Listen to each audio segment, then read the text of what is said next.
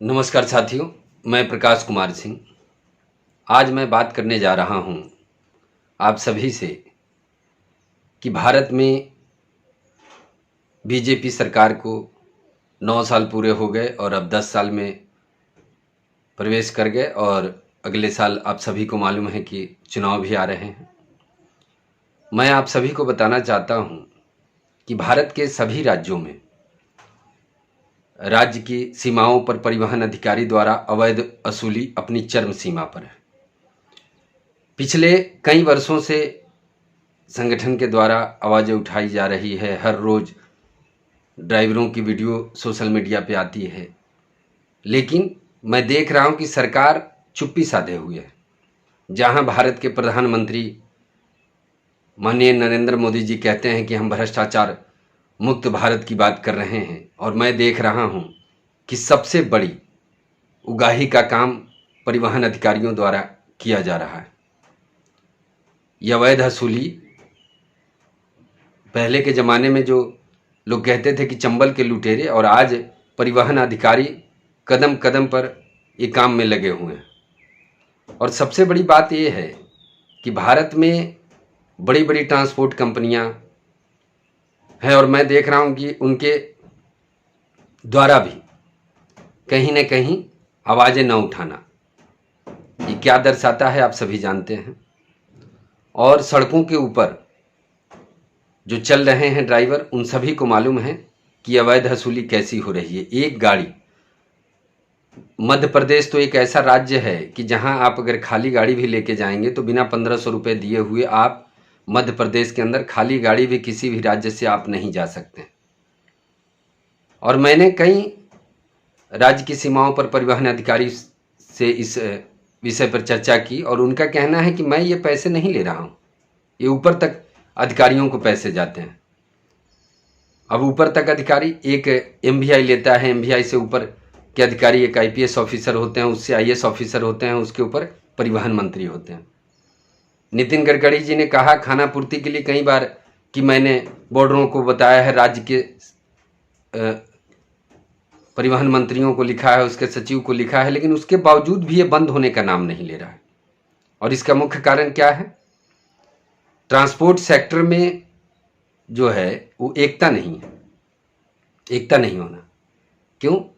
क्योंकि यहाँ अलग अलग विचारों को लोग लेकर काम कर रहे हैं। लेकिन मैं कह रहा हूँ कि सबसे बड़ी चीज़ ये है कि आज ट्रांसपोर्ट सेक्टर पतन के कगार पर है।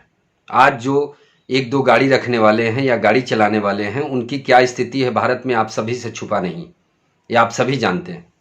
ये आप सभी को बताने की मैं समझता हूँ आवश्यकता नहीं है।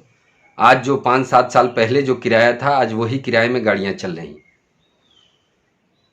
नितिन गडकरी जी केंद्रीय परिवहन मंत्री कहते हैं कि हमने सड़कों का जाल बिछाया है। अच्छी बात है, भारत में सड़कों का विस्तार हुआ है, लेकिन टोल गेट जो लग रहे हैं, आज एक गाड़ी वाला डीजल, टोल, टैक्स, इंश्योरेंस में इस तरीके से वो दब जा रहा है कि गाड़ी रखना ऐसी स्थिति बन गई है भारत में कि जैसे शमशान में बैठ के मुर्दे को जिंदा करने जैसा।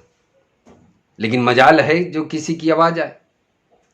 सरकार एक तरफ ढिंढोरा पीट रही है कि हमने जन जन का कल्याण किया है, लेकिन मैं कहता हूं कि भारत में मोटर सेक्टर पतन के कगार पे है। आज एक तरफ आप कहते हैं कि मैंने स्वच्छ भारत अभियान कर दिया, और आज भी मैं देख रहा हूं कि करोड़ों ड्राइवर डब्बा लेके सड़क किनारे बैठते हैं। ये आज का भारत है? मुझे तो नहीं दिखाई दे रहा। तो ये सिर्फ कागजों की खानापूर्ति करने से नहीं होगा, इस पे विचार करने की आवश्यकता है। और भारत के जितने भी ड्राइवर हैं, मैं उन सभी से कहना चाहता हूं कि आप सभी जागरूक बने, संगठित हों। एकत्रित होने की जरूरत है आप सभी को, क्योंकि जब तक आप एकत्रित नहीं होंगे तब तक आपकी बातें सुनी नहीं जाएगी। क्योंकि हम पिछले 77 साल से तो एक मान सम्मान के लिए तरस रहे हैं, और इस सरकार में भी हमें 9 साल बीत गए। अब अगले साल इलेक्शन है, चुनावी वादे कहानियां लोग सुनाते जा रहे हैं, लेकिन जमीनी स्तर पे देखा जाए तो आज तक ड्राइवरों के लिए कोई भी व्यवस्था नहीं बनी। आए दिन ड्राइवर की दुर्घटनाएं हो रही है, हादसे हो रहे हैं, ड्राइवरों की मौत हो रही है, लेकिन उसके अंदर ड्राइवरों को मुआवजे के नाम पर जो मिलता है वो आप सभी से छुपा नहीं है। ड्राइवर का परिवार तबाह हो रहा है।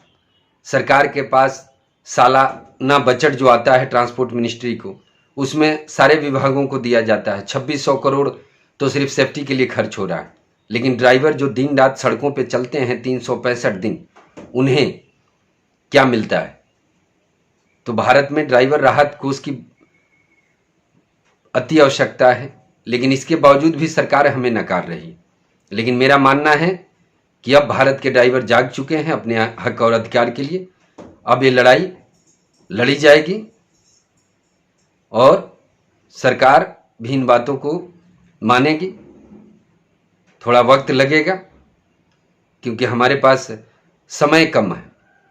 2023 से हमारे पास आखिरी विकल्प है, तो इसमें आप सभी एकता दिखाएं, एकत्रित हों, क्योंकि जब तक हम एकत्रित नहीं होंगे हम अपनी मांगों के लिए लड़ने में सक्षम नहीं होंगे। जय हिंद, जय सारथी, जय भारत।